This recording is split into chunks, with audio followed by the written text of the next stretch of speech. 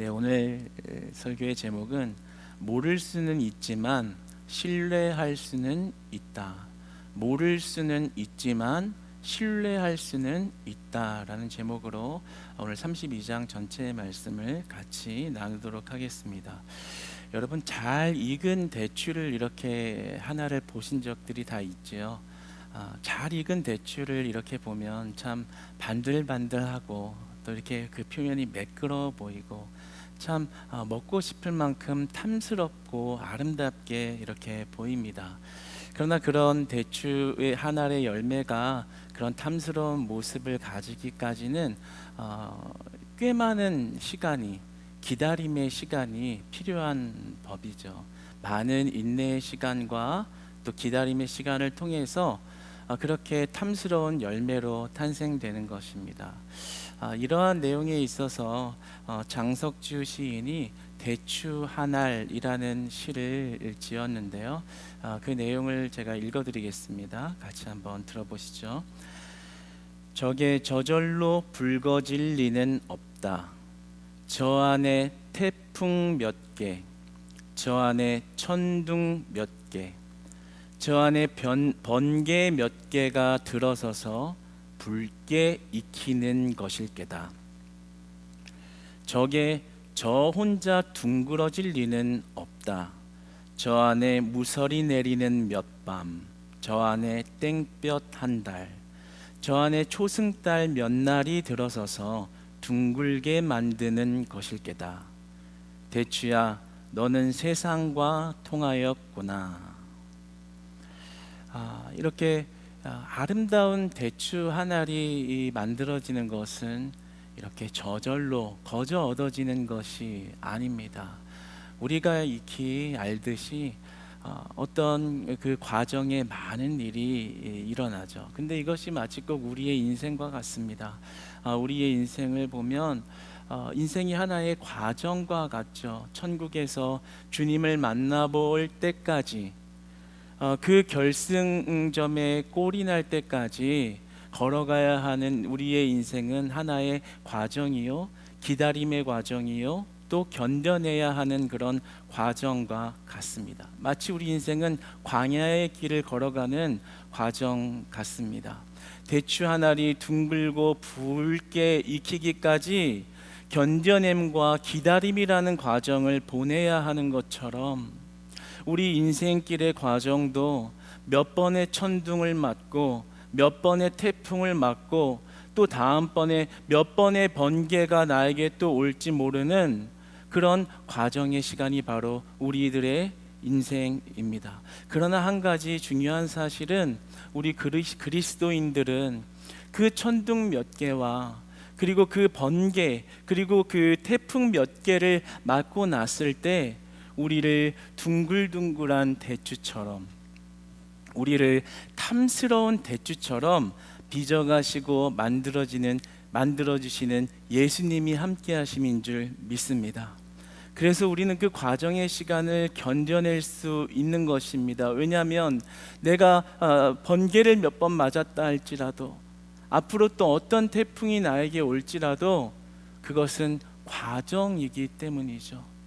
결국에는 하나님이 나를 그 아름다운 대추처럼 빚으시는 과정을 통해 둥글둥글하고 정말 예수 그리스도의 향내가 정말 물씬 풍기는 그런 그리스도인이 되기 위하여 우리가 천국에 입성하여 주님을 만나 배울 때 정말 그 잘 익은 대추처럼 온전한 그리스도의 향기를 낼 수 있는 그런 그리스도의 잘 익은 열매되어 하나님을 만나 배울 때까지 하나님은 그 과정을 통하여 우리를 빚어 가시는 것이죠. 그래서 우리는 우리의 인생길 가운데, 우리의 고통의 인생길 가운데 견디고 인내하고 버티는 것입니다. 어떻게 해요? 그 주님을 신뢰하면서 말입니다. 우리 인생에는 모르는 일이 너무 많습니다. 모를 수 있습니다. 그러나 모를 수는 있지만 신뢰할 수는 있습니다. 여러분, 오늘 32장은 엘리후가 처음으로 등장하는 본문입니다. 그런데 엘리후의 등장이 이렇게 심상치가 않습니다. 굉장히 거창하게 등장을 하지요. 엘리후가 등장하면서 세 친구와 욥에게 노하며 화를 내며 등장을 합니다. 그러면서 그가 왜 그렇게 화가 났는고 하니 그가 하는 말이 내가 욥과 세 친구의 논쟁을 계속 보아왔다. 그리고 들었다. 그런데 그저 내가 당신들보다 나이가 어리기 때문에 말을 안 하고 있었는데 이제 도저히 못 참겠다. 욥과의 이제 세 친구의 논쟁이 끝난 시점에서 이제 다음 스텝을 어떤 넘어감이 있어야 하는데 갑자기 엘리후가 등장해서 이렇게 말하는 거예요. 나 정말 화났어. 내가 참고 참았는데 내가 이제 말을 해야겠다라고 하면서 자신이 9절에서는 이렇게도 표현을 하죠. 새가죽 부대가 터질 것 같은 그런 화를 터뜨리면서 지금 욥과 세 친구들에게 등장을 합니다. 그러면서 이렇게 말하는 거예요. 내가 이렇게 화를 내는 이유는 너희 둘 다 잘못이다. 욥도 잘못이고 세 친구도 잘못이다. 세 친구는 욥을 정죄했고 욥은 하나님보다 자신을 의롭게 여기는 모습이 있었으니까 둘 다 잘못한 것이다 라면서 이렇게 엘리후가 등장을 합니다. 아주 자신의 소개를 거창하게 하는데요. 6절에 보면 그를 표현하기를 부스 사람 바라겔의 아들 엘리후다라고 기록이 되어 있습니다. 굳이 누구의 아들이냐라는 것을 이렇게 드러낸 것은 사실 이유가 있습니다. 이 부스 사람이라는 것은 아브라함의 형제 나홀과 하란의 딸 밀가 사이에서 태어난 아들임을 말하는 것입니다. 그리고 엘리후의 아버지 바라겔이라는 이름의 뜻은 오 하나님 축복하소서라는 뜻을 가지고 있고요. 그의 아들 엘리후라는 이름의 뜻은 그가 나의 하나님이라는 뜻을 지니고 있습니다. 그러니까 시작부터 자신의 믿음의 출생 어떤 신분이 어떠한지를 드러내면서 이야기를 하는 거죠. 그러니까 자기 말이 얼마나 신뢰성을 가질 만한 신분을 가진 자인지를 이렇게 드러내는 거죠. 나는 믿을 만한 사람이다. 내 아버지는 믿음의 족보로부터 내려왔고 나도 믿음의 족속이다. 이렇게 신뢰성을 드러내면서 이야기를 하는 것입니다. 그러면서 오늘 22절에는 이렇게 얘기를 하죠. 내 말이 아첨이라면 하나님이 나를 가만두지 않을 것이다. 속히 나를 데려가시리로다. 내가 만약에 하나님 앞에 올바르지 않은 말을 한다면 속히 나를 데려가소서. 얼마나 거창한 스케일을 가지고 등장하는 거예요. 이거 범상치가 않잖아요.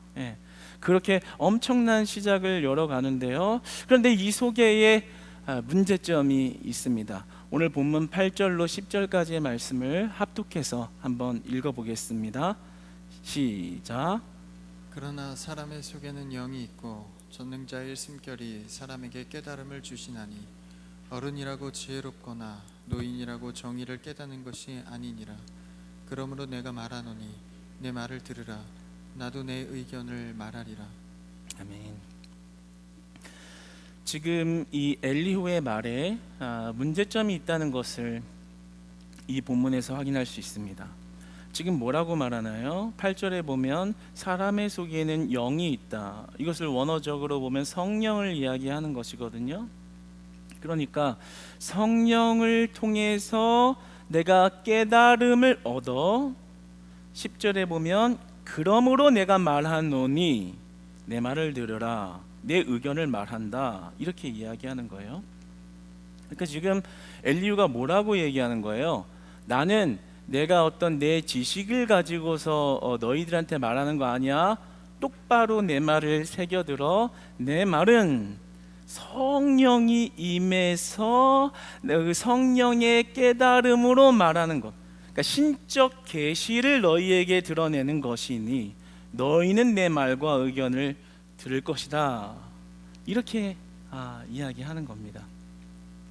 그러니까 뭔가 엘리후의 이 서론의 등장을 보면 우리가 다음 주와 다다음 주에 나올 엘리후의 그 본론의 내용을 굉장히 거창한 대단한 해결책을 낼 것 같지만 사실 스포를 조금 하자면 별거 없거든요.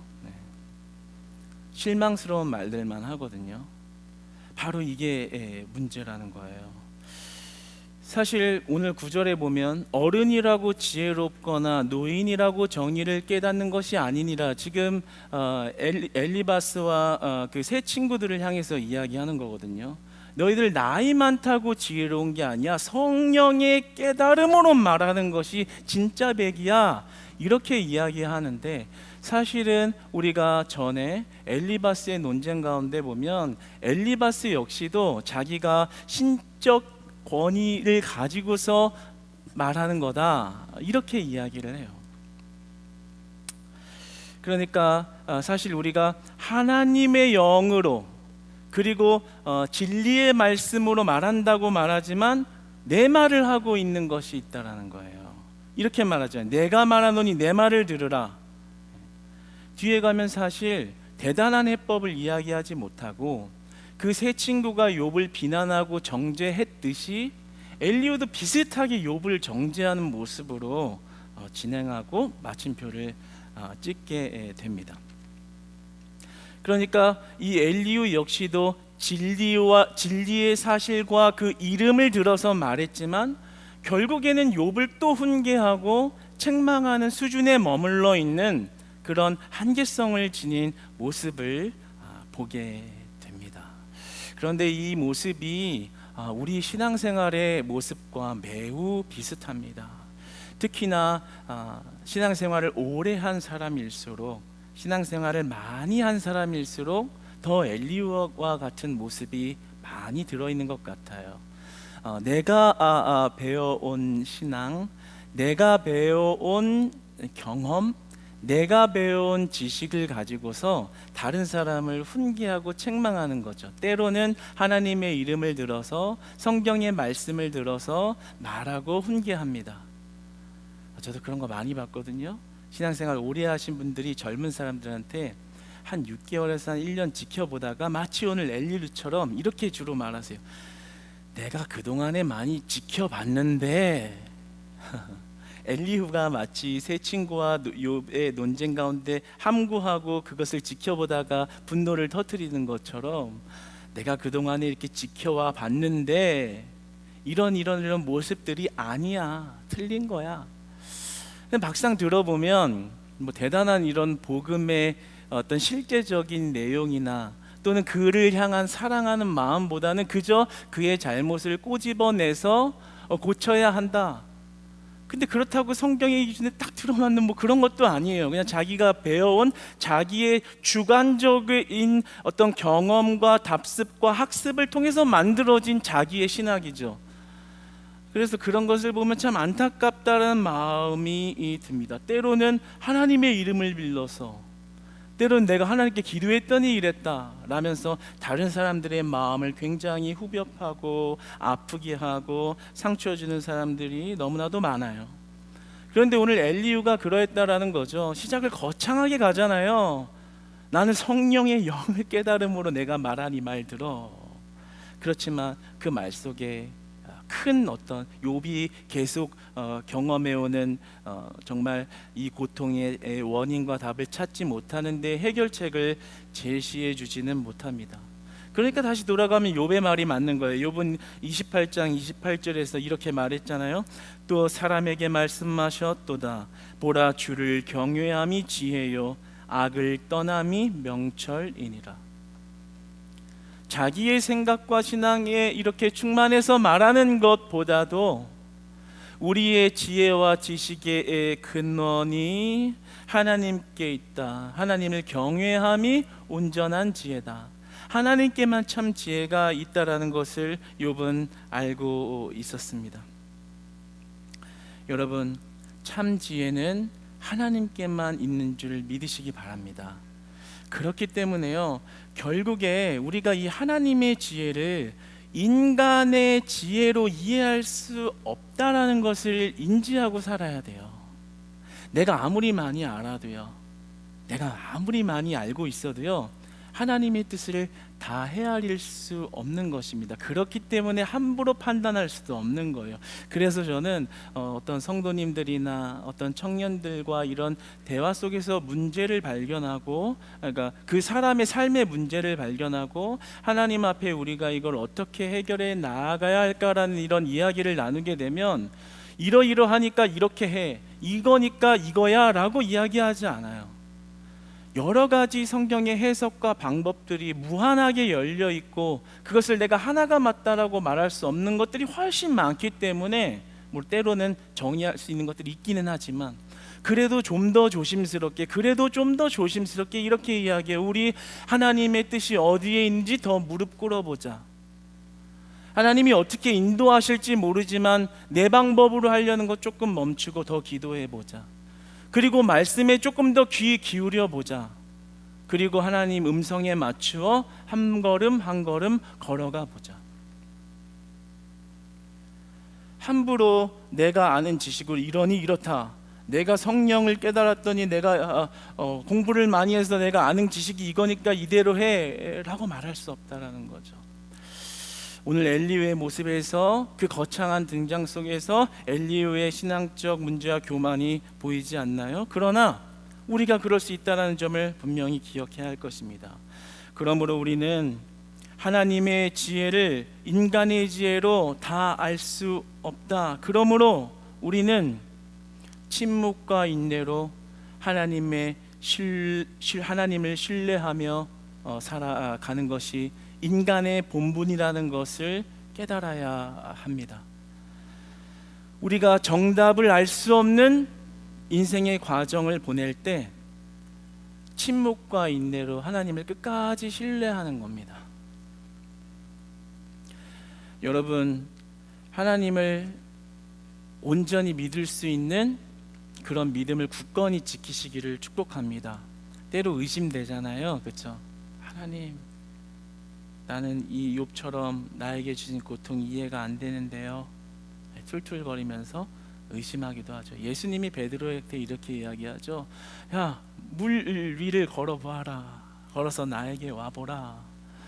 베드로가 처음에는 주저주저하면서 믿으면서 걸으니까 걷다가 의심하는 순간 그 물속에 가라앉지요. 우리 인생의 과정, 예수님을 믿는다라는 이 인생의 과정이 이와 똑같은 거예요. 안 될 것 같아도, 이해되지 않아도, 말도 안 되는 일이라 여겨져도 그 하나님을 끝까지 믿으면 무리를 걸어갈 수 있는 것인데, 중간에 믿지 못하고 에이 말도 안 돼, 이해할 수 없어 라는 의심이 찾아오면 우리는 물 아래로 가라앉게 되는 것이죠. 여러분, 우리 인생의 정답을 알 수 없는 순간에도 하나님을 끝까지 신뢰하시기를 축복합니다.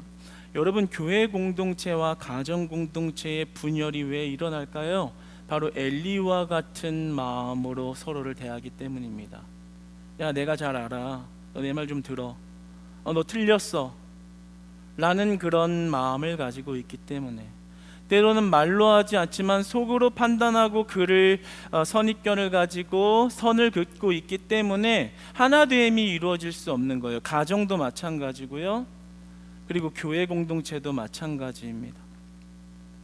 그러나 우리가 좀 더 원초적이고 좀 더 원론적이고 좀 더 근본적인 것에 집중해야 한다는 것을 욥기서는 계속 이야기하는 거예요. 자꾸만 내 지식으로 무언가를 하려고 하지 말고, 자꾸만 뭐 좀 안다고 주장하면서 사람들 마음 아프게 하면서 그것이 하나님의 뜻이라고 그렇게 자기만의 틀에 갇혀있지 말고 침묵과 인내를 통하여 하나님을 신뢰하는 데에 더 집중하라는 거예요. 더 풀어서 우리에게 적용한다면, 우리의 말을 아껴 혼자 기도하는 시간, 공동체의 기도의 시간으로 더 집중하여 하나님의 뜻을 바라보며 그 고통의 시간을 견디어내라, 버텨내라. 그 대추가, 잘 익은 대추가 되기까지 수많은 번개와 천둥 번개와 태풍과 비와 그리고 눈을 맞아야 하는 것처럼 그 고통의 시간에 자꾸만 재빠르게 육적으로 반응하지 말고 침묵하고 인내하고 더 기도하기에 힘써 하나님의 뜻을 끝까지 붙잡고 있는 믿음으로 견뎌내기를 하나님은 원하시는 것입니다. 성경은요, 그것이 분열을 막는 길이라고 이야기합니다. 여러분, 가정 안에 트러블이 있나요? 관계 가운데? 그것이 누구이든 간에 가족 구성원 간에 트러블이 일어나나요? 그러면 우리가 이렇게 얘기하죠. 너 네가 틀렸어. 내가 알아. 그거 아니거든. 뭐 맞는 말일 수 있겠어요. 그런데 그보다 더 중요한 건 뭘까요? 엘리후가 욥을 위로하는 마음, 그것이 더 중요한 것입니다. 그를 긍휼히 여기는 마음. 엘리후는 그렇게 하지 못했죠. 그러니까 엘리후의 입장이 되었을 때 그 상대방을, 욥을 위로하고 더 사랑하려는 그 마음의 자세가 훨씬 더 중요한 거예요. 여러분, 우리가 침묵과 인내로 하나님 앞에 집중할 때 가정의 분열이 사라지고 하나됨의 역사가 일어날 줄 믿습니다. 여러분, 교회의 분열, 우리 교회뿐만이 아니라 모든 열방의 교회들의 하나됨에 있어서의 중요한 것은 신앙과 전통의 지식과 경험에 있는 것이 아니라 우리가 하나님의 뜻에 집중하며 그 뜻을 끝까지 신뢰하는 믿음에 있는 줄 믿으시기 바랍니다. 이 원초적인 것을 늘 기억하기를 원해요. 그리고 이 원초적인 사실을 늘 붙잡기 원해요. 거기에 해답이 있다는 사실을 명심하시기를 바랍니다. 그래서 오늘 본문은 침묵과 인내로 하나님을 신뢰하는 것이 인간의 본분이라는 것을 말씀하고 있습니다. 말 없이 하나님을 끝까지 믿고 따르는 것에 방법과 해결이 있다는 것을 말씀하고 있습니다. 중국 극동지방에서 자라는 모소대나무라는 희귀종이 있습니다. 그런데 이 모소대나무가 굉장히 독특한데요, 농부들이 이렇게 정성스럽게 그 나무를 키워도요 4년 동안요 3cm밖에 자라지 않는 희귀종입니다. 정말 많은 공을 들이고 좀 자라나라고 이렇게 아무리 애를 써도요 4년이 지나는 동안, 4계절이 4번 지나면 16번이 지나는 동안 3cm 자라는 희귀종. 그런데 재미난 것은요, 그러다가 5년째 해로 넘어가면요 하루에 30cm 이상씩 자라서, 하루에 30cm씩 자라서 6주 만에는 25m에 이르는 그런 희귀종이 있습니다. 4년간은 진짜 아무런 효과와 열매를 기대할 수 없는 그런 나무가 5년째 되어서야 갑자기 말도 안 되게 자라나는 그런 희귀종 모소대나무가 있습니다. 근데 저는 여러분, 우리가 모소대나무가 되었으면 좋겠습니다. 모소대나무가 되었으면 좋겠습니다. 아무런 변화가 없지만, 4년 동안 아무런 변화가 없지만 나에게 왜 이런 고통을 지속해서 1년이고 2년이고 3년이고 4년이고 왜 내 인생을 이렇게 방치하시는지 하나님의 뜻을 알 수 없지만, 때가 되면 주의 때가 되면 주의 때가 이르면 나를 자라게 하실 거야. 이 과정의 시간을 극복하게 하실 거야. 이 과정이 나의 연단의 시간이 되어 소망을 보게 하실 거야. 이 연단을 통해서 나를 정금같이 사용하실 거야. 고통의 과정 속에서 침묵하고 인내하며 그 4년이라는 시간 동안 많은 번개와 태풍을 맞으면서도 나를 버리신 것이 아니라 나를 구원하시고 나를 변화시키시고 나를 성숙해 하게 하셔서 잘 익은 대추 열매처럼 만드시고자 하는 하나님을 끝까지 신뢰하는 것이죠. 끝까지 신뢰하는 것이죠. 이게 바로 주님이 원하시는 믿음인 줄 믿습니다. 우리는 이 믿음을 회복하기 원합니다. 우리가 이 믿음을 겸비하여 주를 따르는 예배자로 살아가기 원합니다. 세상의 어떤 풍파와 태풍이 나를 힘들게 할지라도 아닙니다. 하나님, 이것을 다 맞고 견뎌내겠습니다. 인내하겠습니다. 침묵하겠습니다. 그러나 하나님께는 집중하겠습니다. 하나님은 믿겠습니다. 끝까지 하나님은 신뢰하겠습니다. 여러분, 우리가 욥과 같은 그런 믿음을 가지고 살기 원합니다. 그래도 욥은 자신의 생명을 스스로 끊지 않고 하나님을 붙잡고 있잖아요. 끝까지 하나님을 신뢰하고 있잖아요. 그것은 생명길을 걸어가는 것입니다. 한 심리학자가 실험을 했습니다. 실험을 했는데요, 쥐 2마리를 이렇게 물속에 가둬놓고 헤엄을 치게 했습니다. 그냥 방치시켜 놓은 거예요. 바둥바둥 거리면서 이제 헤엄을 치고 있었겠죠. 그러니까 8분 정도 있다가 깨꼬닥 죽어버렸습니다. 그런데 똑같이 그 다음에 다른 쥐를 2마리 넣어놓고 또 같은 환경에서 실험을 하다가 이제 8분 있으면 죽게 되니까 한 5분 정도 지났을 때 이렇게 사다리를 이렇게 넣어주어서 이렇게 건져주었습니다. 그리고 다시 그 쥐 2마리를 물속에 넣어두니까요, 사다리를 안 넣었는데 24분을 버티더라 하는 것입니다. 그리고 이제 건져줬대요.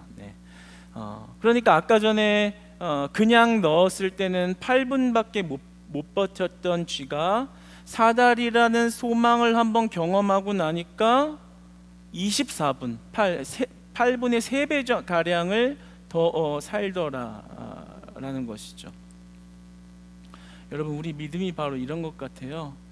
보이지 않는다라는 것 때문에 매번 믿음의 중요성을 잊어버리고 실족하고 환경에 넘어지고 사다리라는 소망이 없다는 것처럼 그렇게 살아가는 모습이 참 우리 신앙의 연약함이자 참 안타까운 모습이 아닌가라는 생각이 듭니다.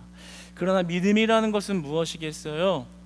보이지 않는 것을 보이는 실체로서 믿어서 내 현실의 믿음으로 가지고 오는 것이죠. 그것은 이루어질 확실한 일이기 때문인 것입니다. 그것이 바로 우리를 향한 약속인 것이죠. 언약인 것이죠. 너희는 구원의 백성이다.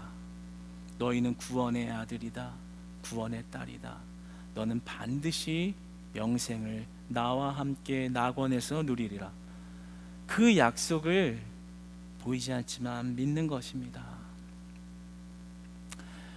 그때서야 우리가 고통 속에서 그 약속을 믿음을 가지고 살아가므로 100마디의 말보다 믿음으로, 그리고 주님을 신뢰함으로 그 과정을 버텨내는 것이죠.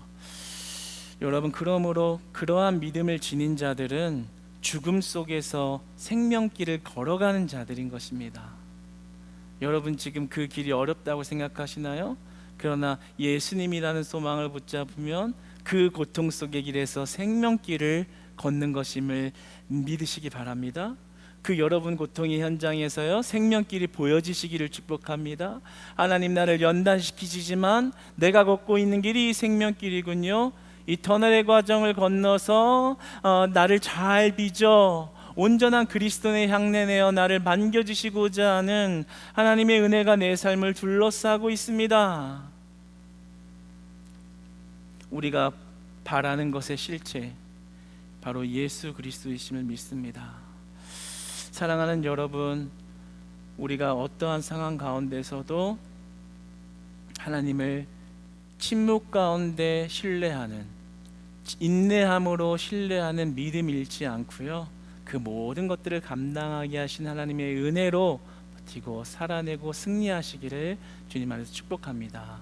우리 한번 짧게 기도했으면 좋겠습니다. 우리 어떤 기도했으면 좋겠냐면요, 하나님, 저의 연약한 믿음을 오늘 본문 속에서 발견합니다. 그 엘리후의 교만함이 내 안에 있는지 모르겠습니다. 그러나 주님, 내가 내 지식으로 자꾸 하나님 앞에 서려고 하지 않고 하나님을 신뢰하는 믿음으로서 살아가기 원합니다. 믿음으로 살아가기 원합니다. 오직 주님을 신뢰하는 믿음으로 주님 앞에 살아가게 해달라고 우리 한번 같이 기도하며 나아가겠습니다. 함께 기도합시다.